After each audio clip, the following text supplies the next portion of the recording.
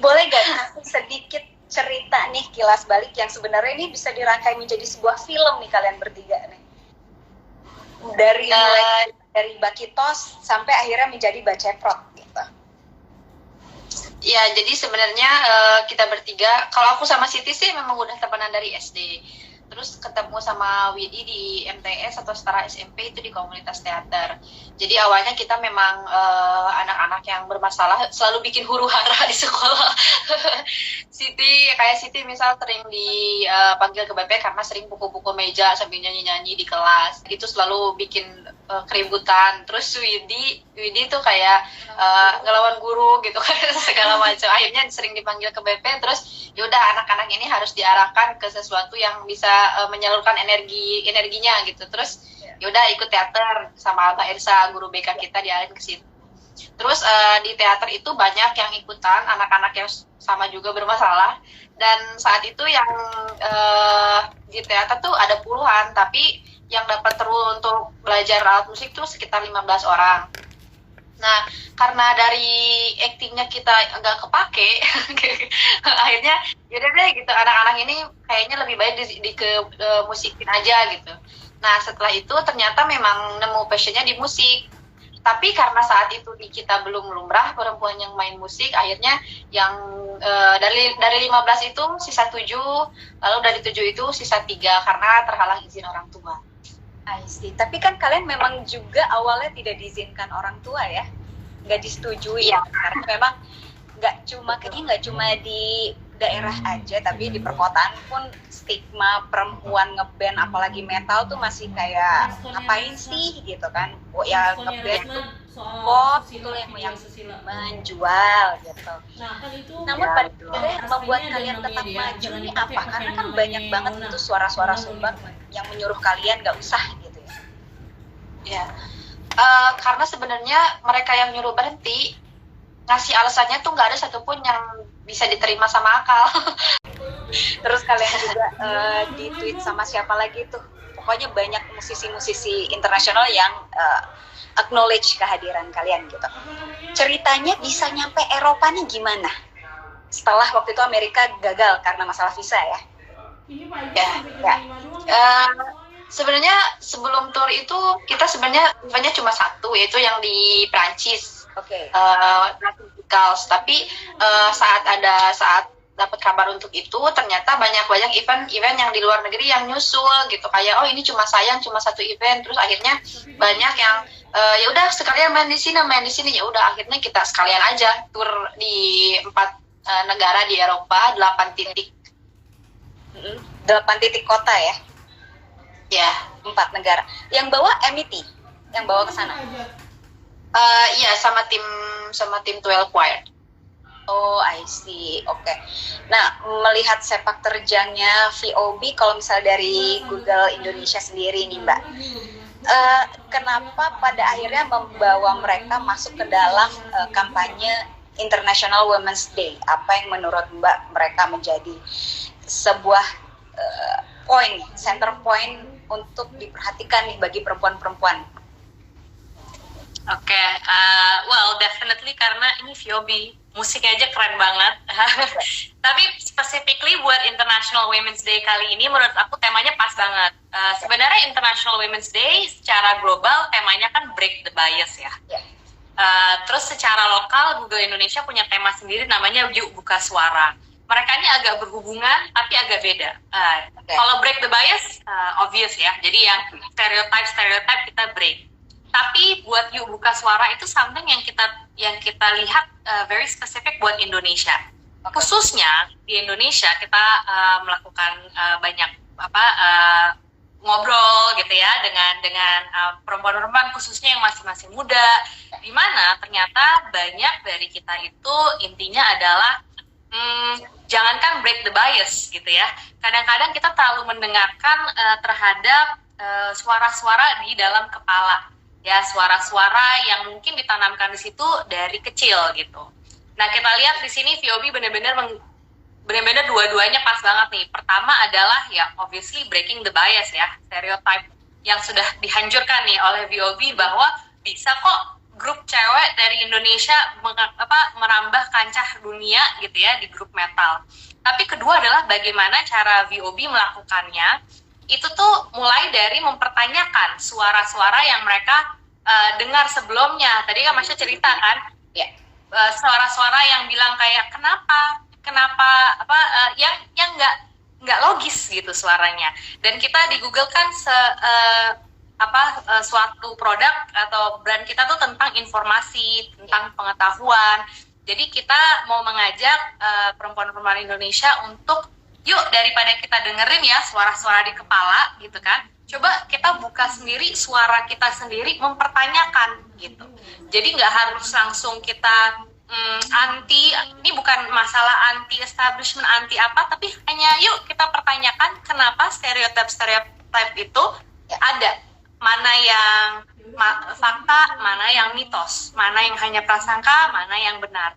Nah itu kita melihat dari kawan-kawan dari VOB itu benar-benar mengembody that spirit of curiosity dan mempertanyakan.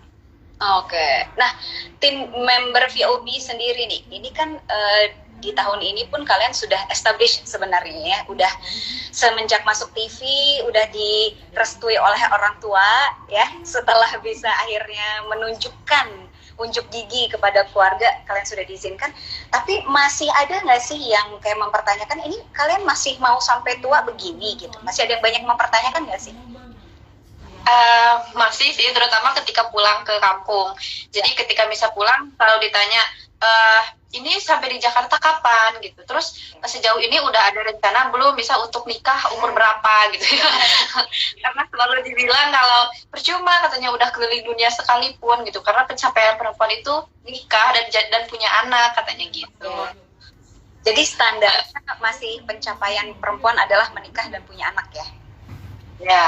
Kalau dari kalian sendiri di usia sekarang yang juga masih muda, standar pencapaian kalian sendiri di usia ini apa sebenarnya?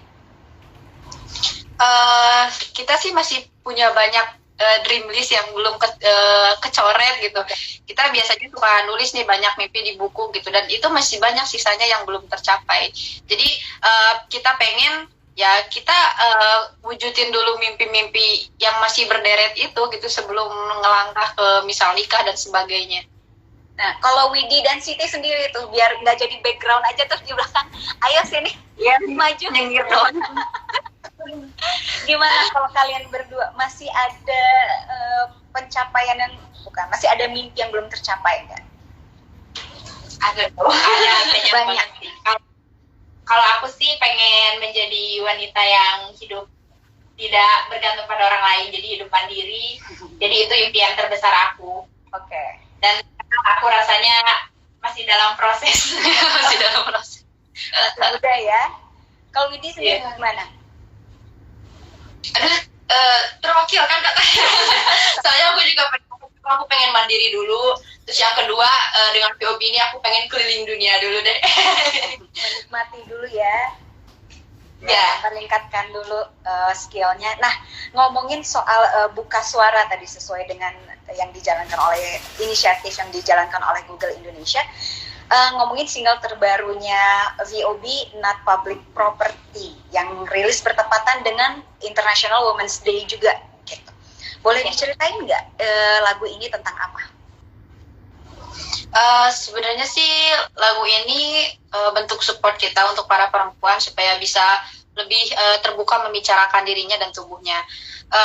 Jadi sebenarnya ide awalnya tuh dari pengalaman personal, karena VOB dulu sering mendapat diskriminasi, mulai dari kayak di media sosial, ucapan-ucapan semacam seharusnya perempuan busananya nggak seperti ini, seharusnya kalau main metal hijabnya dilepas aja gitu. Bahkan ada yang sampai ke kekerasan fisik dan teror. Nah dari situ terus kita jadi bertanya-tanya gitu loh, kenapa sih gitu orang-orang begitu terobsesi gitu untuk ikut mengatur tubuh perempuan dan bagaimana cara mereka berpakaian gitu. Makanya kita memilih untuk ya udah kita tuangin aja emosi itu di lagu gitu. Dan karena kita yakin kalau yang ngerasain hal ini tuh bukan cuma kita aja, tapi banyak perempuan di luar sana yang juga merasakan hal yang sama. Oke. Nah, aku kembali lagi pengen ke Mbak Vida nih, Mbak. Kalau misalnya dari Google Indonesia, kira-kira hal apa yang bisa mensupport atau menjadi wadah untuk perempuan-perempuan ini bisa lebih buka suara? Pertama dari Google aja sendiri sih. Kita lihat banyak orang kecenderungan juga mungkin nggak mau buka suara, takutnya suaranya kontroversial ya kan. Terus mau buka suara tentang apa gitu. Kita juga melihat banyak orang yang mungkin mereka merasa kayak aku tuh belum tahu apa-apa, jadi aku mau buka suara tentang apa gitu. Nah jadi kita sebenarnya mengencourage mulai dari yuk kita buka suara, ajukan pertanyaan aja deh dulu ke Google Search buat kita buka wawasan gitu. Pertama kita buka wawasan tentang pentingnya kita memperjuangkan gender empowerment di Indonesia yang kalau menurut data-datanya ya itu malah menurun. Malah trennya kurang bagus. Iya, dari World Economic Forum punya ranking report, kita turun peringkat coba Mbak Ayu. Dari tahun lalu 2020 tuh 85 dari 100 sekian negara ya, 140-150 negara.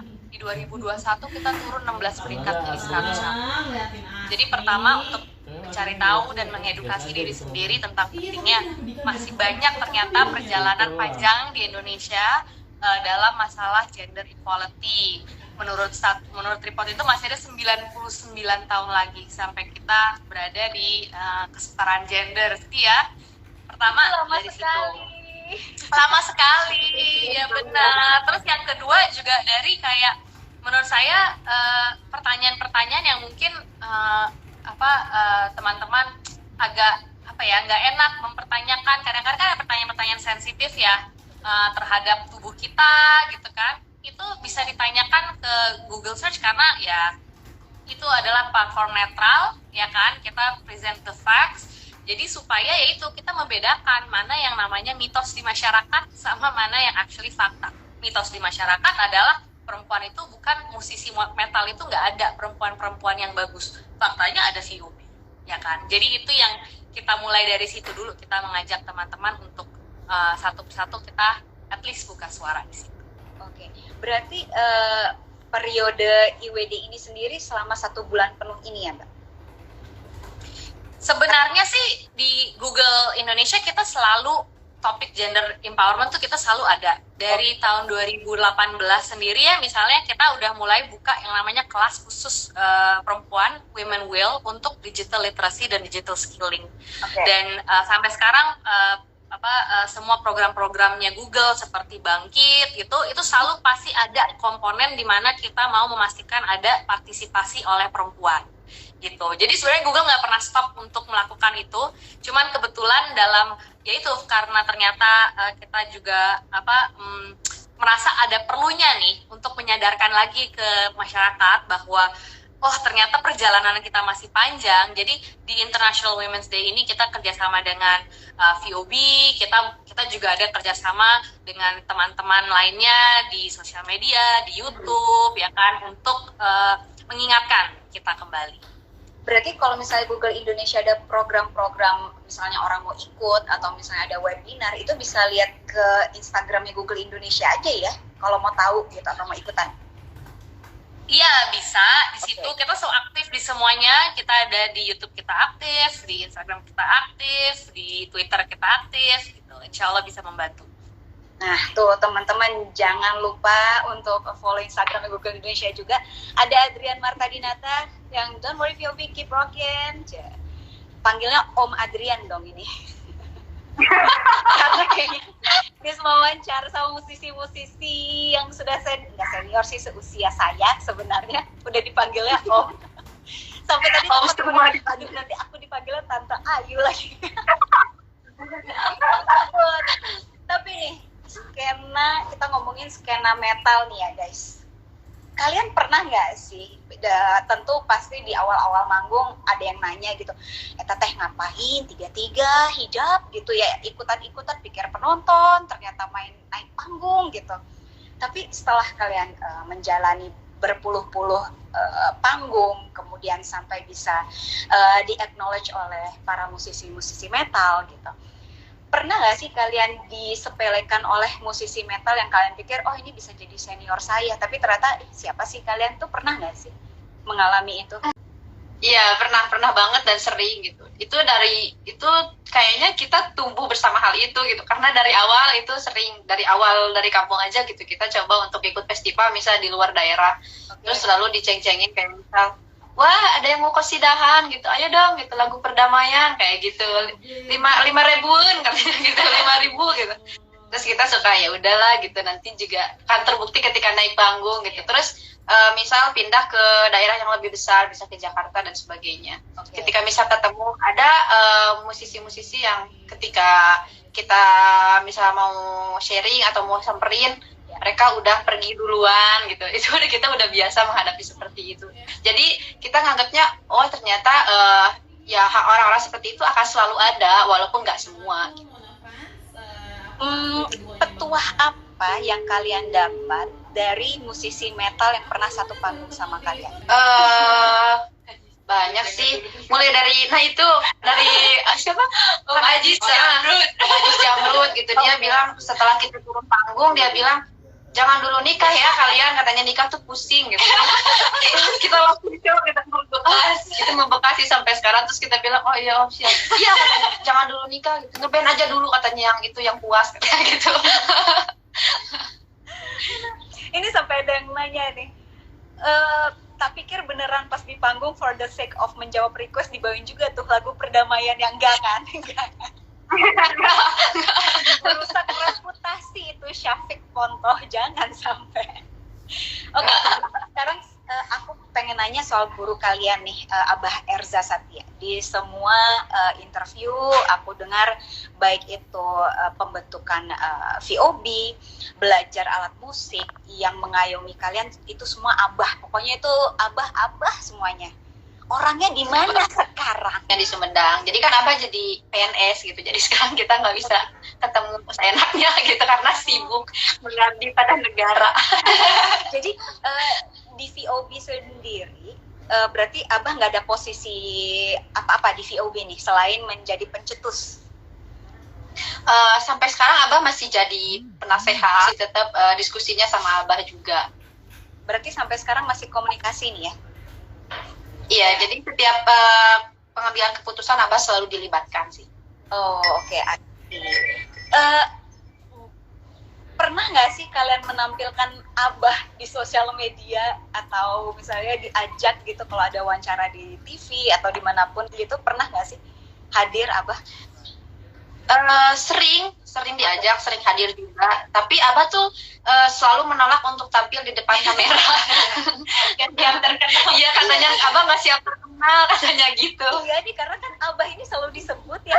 Tapi kita tuh nggak pernah melihat where is Abah gitu. Jadi where is Molly jadinya Abah ya Tata. Tapi sebenarnya dia penasehat sampai sekarang ya.